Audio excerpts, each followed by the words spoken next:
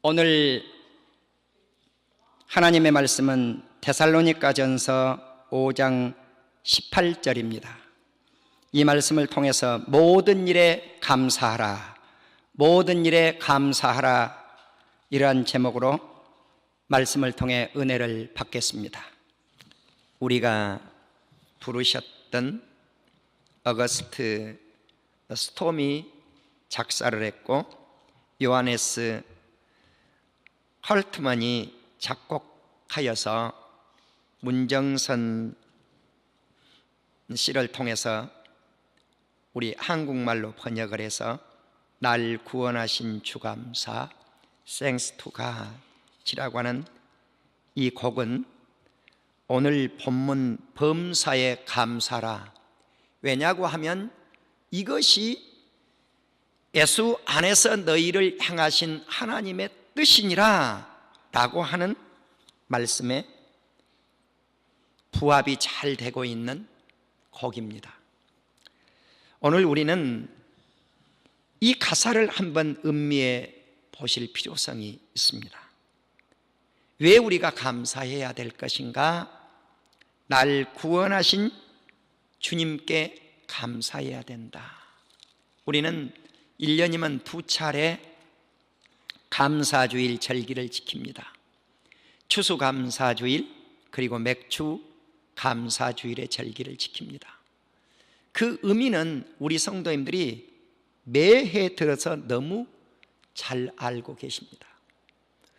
금년에 우리가 날 구원해 주신 예수 그리스도 안에서 나를 위해서 하나님께 감사하는 것이 하나님의 뜻인데, 금년 서울 도시근교에 우리가 살면 도시 밖에 농촌의 삶을 잘 알 수는 없습니다. 그러나 가끔 우리가 농촌을 어쩌다가 한 번씩 방문을 하게 되면 금년도 풍년이구나. 저도 금년에 저 김제로 감을 한번 따러 갔어요. 너무너무 감이 많이 달려 있는 거예요. 그런데 그 곁에 밭을 보니까 감이 굵은 감이 있는데 따질 않아요. 왜 안 딸까? 일손이 모자라서. 그런데 그저께 제가 소식을 다시 들은 거예요. 그 감이 아직도 달려 있다는 거예요. 내버려 방치해 두고 있는 거예요. 왜? 그 감을 따서 출하를 해야 되는데 시장에 갖다 내서 인건비가 나오질 않아요. 이것이 금년에 우리 농촌의 감 농사의 풍경이에요. 그래서 참 목사로서 때로는 고민이 될 때가 있어요. 여러분, 어떤 게 고민이냐면 농사를 잘 짓게 하여 주시옵소서, 풍년 들게 하옵소서. 그런데 풍년이 들어서 이게 대풍이 들어버리면 농민들이 망하는 거예요. 그래서 그렇다고 해서 풍년 들지 말라고 할 수도 없고, 그렇잖아요. 흉년 들게 하옵소서 이렇게 기도할 수도 없고, 대풍이 들게 하옵소서 이렇게 기도할 수도 없고. 그래서 우리 하나님이 원하기는 적당하게 하여 주셨으면 좋겠습니다. 아멘. 그러나 우리가 이렇게 잘 되는 것, 또 잘 되지 않는 것, 이 사이에서 한번 생각해 볼 필요성이 있다는 거죠. 그런데 성경은 뭐라고 하는가? 이렇게 말씀을 하고 있어요. 대풍이 들어도 감사하라. 아멘. 흉년이 들어도 감사하라. 이렇게 말씀을 하는 거예요. 왜? 모든 일에 감사라는 거죠. 또 한 예를 들까요?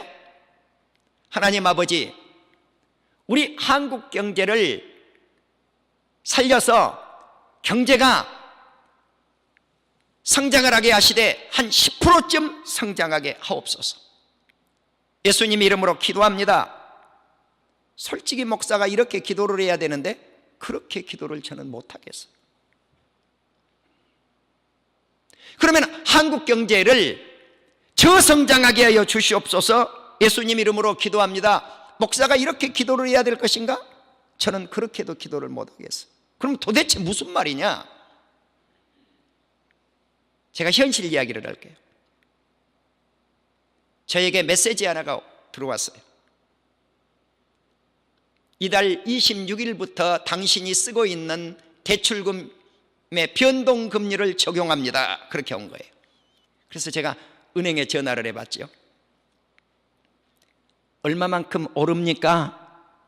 그랬더니 지금 현재 3.5% 정도 되는데 4.0 한 2, 3% 정도 될 것 같습니다. 0.5% 이상이 오른 거예요. 그래서 그러면 이자가 얼마나 되죠? 그런데 이자를 한 80만 원 돈 조금 더 내고 있는데 88만 원 조금 넘겠습니다. 이자가 10% 오른 거예요. 이것이 가난한 사람들의 현실이. 다시 말씀을 드리면 하나님 아버지 경제를 10%쯤 성장하게 하옵소서. 그러면 그 소리는 무슨 이야기냐? 정말 그렇게 됐다면 이자를 배 이상 이자를 지불을 해야 돼요. 그러니까 목사가 솔직히 그렇게 기도할 수가 없어요. 그렇다고 해서 나라가 그러면 망해야 되는데 저성장을 하면은 그렇게 기도할 수도 없는 거예요. 이것이 현실이라 그 말이에요. 사랑하는 우리 성도 여러분, 그럼에도 불구하고 하나님은 나라 경제가 잘 되어서 이자를 갑절로 오를지라도 감사하라. 아멘. 이렇게 말씀하시는 거예요. 또 나라가 힘들고 어려워서 가난해졌어도 그 상황 속에서 감사할지니라. 아멘. 우리가 이걸 배워야 된다는 거예요. 그것이 모든 일이에요. 사랑하는 우리 성도 여러분, 그래서 스톰이 작사를 했던 이 가사를 가만히 들여다보면 깊은 의미가 있다는 거죠. 날 구원하신 주님께 감사하고 모든 것을 주신 주님께 감사합니다. 지난날 추억으로 인해서 주님께 감사를 하고 향기로운 봄철에 감사를 해야 될 것이고 외로운 가을날에도 감사를 해야 될 것이다. 자, 그러니까 사시사철 감사가 있어야 될 것이라고 하는 말씀이죠. 지난 과거에 사라진 눈물도 감사를 하고 그 눈물을 통해서 나의 영혼이 평안해졌다는 거예요. 그러니까 우리가 기쁜 날만 감사를 하는 것이 아니라 슬픈 날도 감사를 해요. 나의 기도를 응답해 주신 주님 앞에 감사할 뿐만 아니라 나의 기도를 거절해 주신 하나님께 감사를 해야 돼요. 사랑하는 우리 성도 여러분, 잘 될 때만 감사하는 것이 아니라 우리 인간의 눈으로 잘 되지 않는 것처럼 보일 때 감사가 있는 우리 온 성도님들이 되어지기를 주님의 이름으로 축원합니다. 유명한 붕사로 활동하고 계시는 장양희 목사님 간증을 잠깐 들어봤습니다. 역시 그 목사님도 일산에 교회를 세우시고 빚더미 속에 올라가니까 교회가 부도난 것 아니냐. 그래서 처음에는 노예 가서 상황을 이야기를 하고 노예 목사님들에게 힘을 받고, 야, 내가 노예 목사님들 찾아가면 될 것 같다. 그런데 하나님이 그것을 바꾸더라는 거죠. 왜 인간에게 가려고 하느냐? 왜 인간에게 가려고 하느냐? 그래서 한 번도 사람에게 그 음성을 듣고 찾아가지 않았다는 거죠. 그렇습니다. 사랑하는 우리 성도 여러분, 그러한 과정을 통해서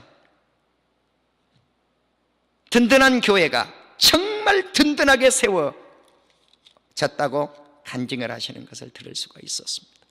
그렇습니다. 사랑하는 우리 성도 여러분, 응답해 주신 하나님께 감사하지만 응답을 거절하신 것도 감사하다. 그래서 스톰은 뭐라고 말씀을 합니까? 헤쳐나온 풍랑에도 감사하고 모든 것을 채워주신다. 풍랑이 지나가고 나면 채워주신다는 거죠. 아픔이 있어도 감사, 기쁨이 있어도 감사, 절망 중에서도 우리 주님이 위로해 주심도 감사.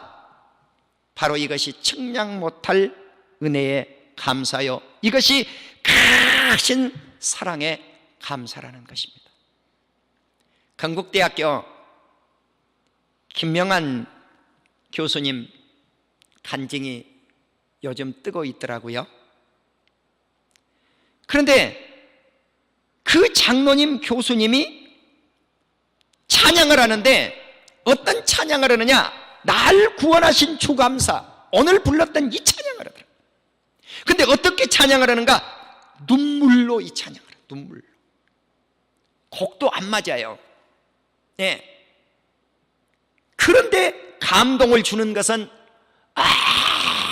어떤 가수가 부르는 것보다도 제 마음속에 감동을 갖다가 확 주는데, 제가 거기서 은혜를 받고 날 구원하신 주 감사를 오늘 우리 성도들하고 실컷 불러보는 거예요. 네. 이 김명한 교수님이 정말 공부를 꼴찌로 했더라고요. 네. 그런데 세계적인 에이즈 학자가 됐어요. 네. 오늘날 유명하게 쓰임을 받고 자기가 살아온 과거의 모든 것들을 간증하면서 하나님께 영광을 돌리고 계시더라고요. 지금은. 사랑하는 우리 성도 여러분, 그렇습니다.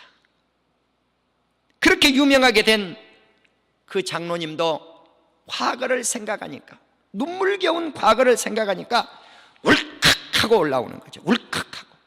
예. 사랑하는 우리 성도 여러분, 그렇습니다. 슬플 때 감사하는 것, 이것이 진정한 감사라고 하는 것입니다. 우리가 어떤 환경에 놓여 있다고 할지라도 하나님은 내일의 희망을 우리들에게 더하여 주실 것입니다. 그래서 수톰이 쓴 이 가사 하나를 가만히 생각을 하니까 오늘 본문 데살로니가 5장 18절 말씀과 어떻게 그렇게 부합이 되는지, 강조하고 강조해도 부합이 되는지, 모든 일에 감사라. 왜냐고 하면 이것이 예수 그리스도 안에서 너희를 향하신 하나님의 뜻이다. 하나님의 뜻이다. 사랑하는 우리 성도 여러분, 그러면은 하나님의 뜻, 감사하는 것은 하나님의 뜻인데, 그러면 하나님의 뜻이 어떤 것들이 하나님의 뜻이 또 있을 것인가 하고 제가 한번 찾아봤어요. 그랬더니 마태복음 12장 7절에 보니까 한 영혼을 잃어버리지 않는 것이 하나님의 뜻이다.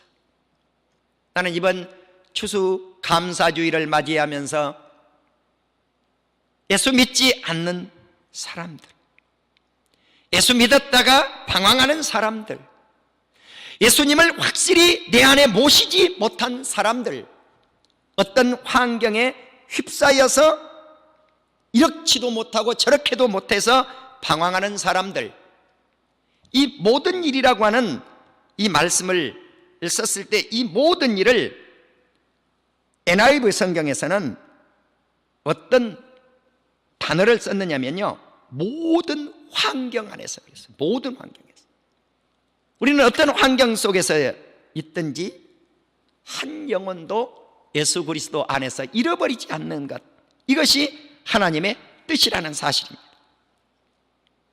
마태복음 21장 31절에 보면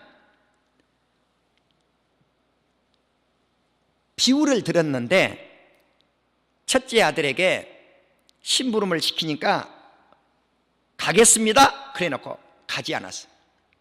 둘째 아들은 가기 싫습니다 그리고 다녀왔어요. 그러면 누가 아버지의 뜻대로 행하였느냐 했을 때 둘째 아들입니다. 처음에는 거역했다가 그 다음에 순종한 이 아들. 다시 말씀을 드리면 하나님의 말씀을 순종하는 것, 이것이 하나님의 뜻이라는 거예요.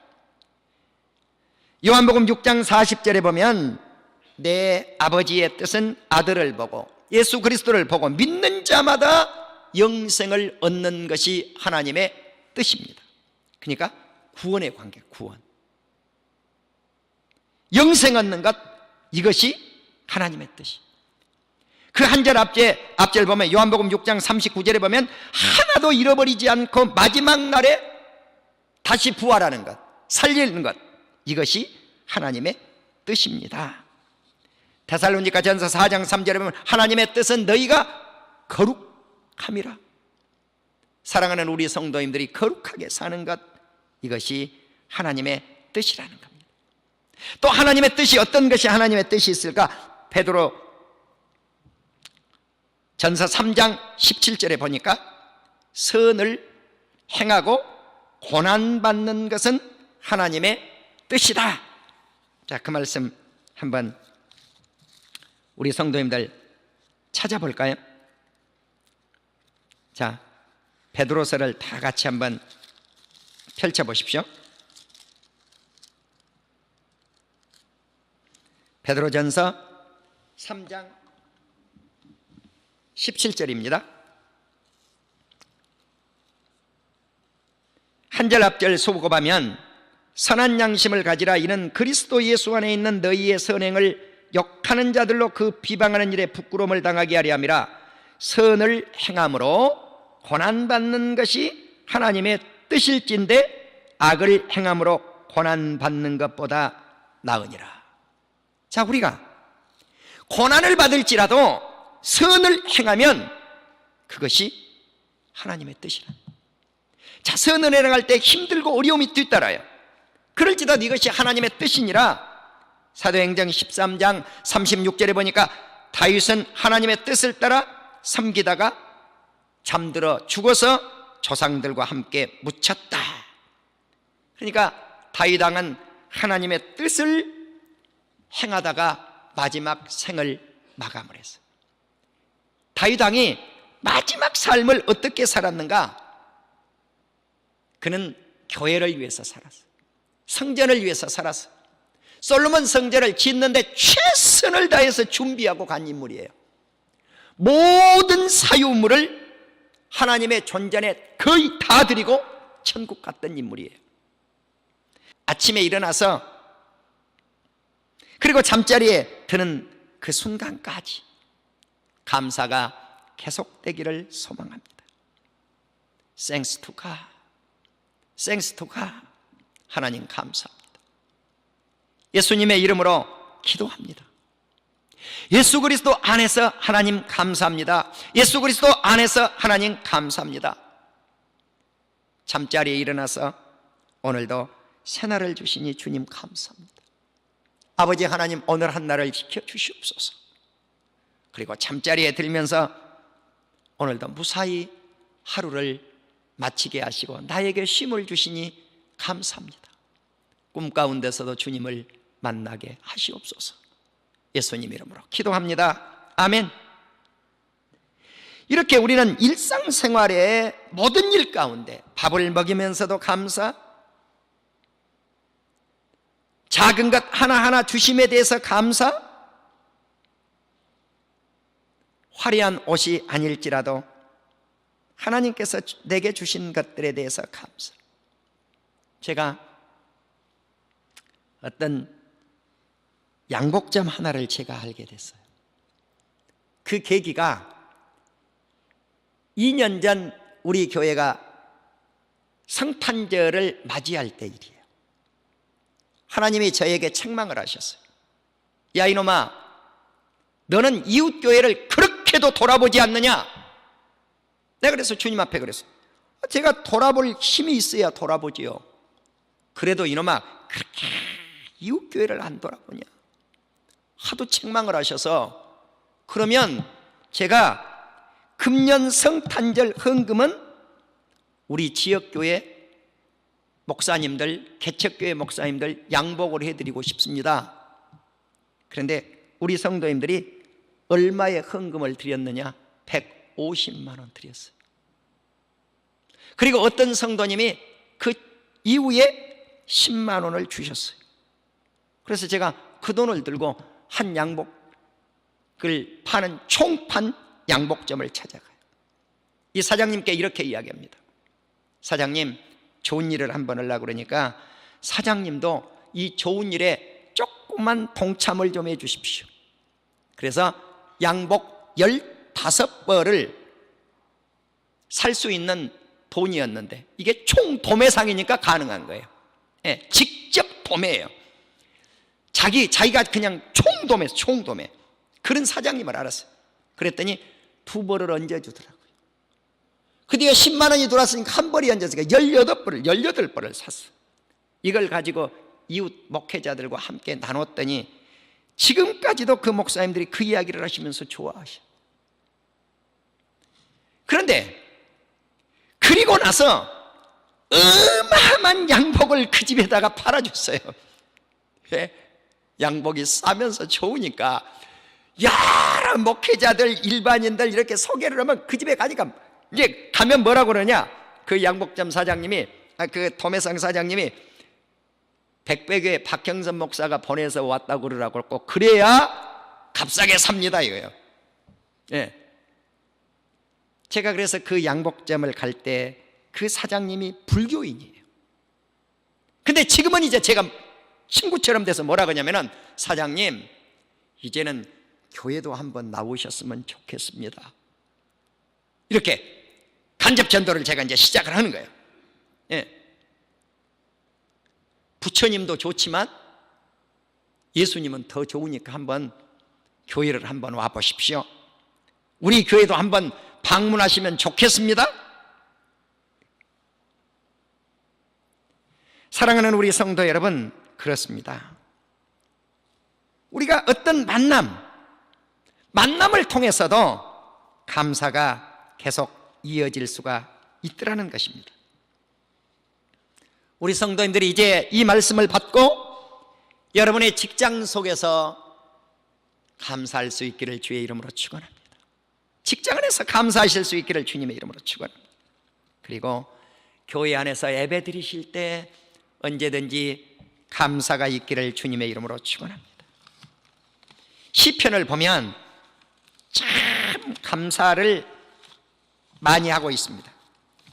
오늘 시간이 없어서 시편에 나타난 감사를 다 말씀을 드리지 못하겠습니다만 몇 구절을 소개하면, 시편 30편 12절에서 다윗은 영원히 주님께 감사하겠다고 말씀을 합니다. 52편 8, 9절에서도 똑같이 영원히 감사하겠다고 말씀을 합니다. 아삽은 하나님 앞에 제사를 드리면서 감사하겠다, 요즘으로 표현하면 예배를 드리면서 감사하겠다고 시편 50편 14절에서 말씀을 합니다. 다윗은 시편 54편 6절에서 주의 이름에 감사하겠다고 말씀을 합니다. 시편 57편 9절과 108편 3절은 내용이 똑같은데 만민 중에서 주님께 감사하겠다고 말씀을 합니다. 이제 우리는 시편 95편 2절에서 누가 이 시를 기록한 내용은 나타나지 않았지만 시편 제자가 우리가 감사함으로 하나님께 나아가자고 말씀을 합니다. 그렇습니다. 우리가 경배를 드릴 때도 하나님께 감사함으로 나가시기를 주님의 이름으로 축원합니다. 그리고 우리의 입술로 여호와 아버지 하나님께 크게 감사하자고 다윗은 시편 109편 30절에서 말씀을 하고 있습니다. 다윗은 시편 122편 4절에서 여호와의 이름에 감사하려는 이스라엘의 전례대로 예루살렘에 올라가는도다. 그래서 이제 예루살렘에 올라가는데 시편 138편 1, 2절에 보니까 내가 전심으로 주께 감사한다. 그리고 맥주 감사주일 때 우리 성도님들에게 시편 136편을 한번 읽었는데, 시편 136편이 모든 일에 감사라고는 말씀의 성경의 종합판입니다. 자, 모든 일에 감사했는데 이제 어떻게 감사를 했는가? 시편 136편은 전절이 감사합니다. 여호와께 감사라. 원문대로 제가 그 뜻을 살리면, 왜냐고 하면 그는 선하시기 때문입니다. 왜냐고 하면 그는 인자하심이 영원하기 때문입니다. 신들 중에 뛰어난 하나님께 감사하십시오. 왜냐고 하면 그 인자하심이 영원하기 때문입니다. 자, 주들 중에 뛰어난 주님께 감사라. 홀로 큰 신기한 일들을 행하신 이에게 감사라.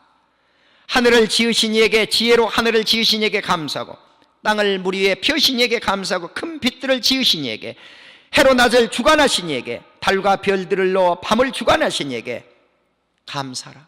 왜냐고 하면 그 인자하심이 영원하기 때문이기 때문입니다.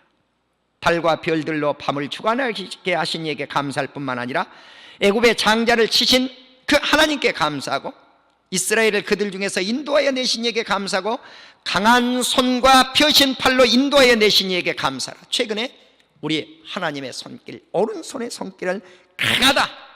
홍해를 가를 때 하나님의 손길이 임재했다, 펴신 팔이 임재했다. 바로 이 하나님께 감사라는 것입니다.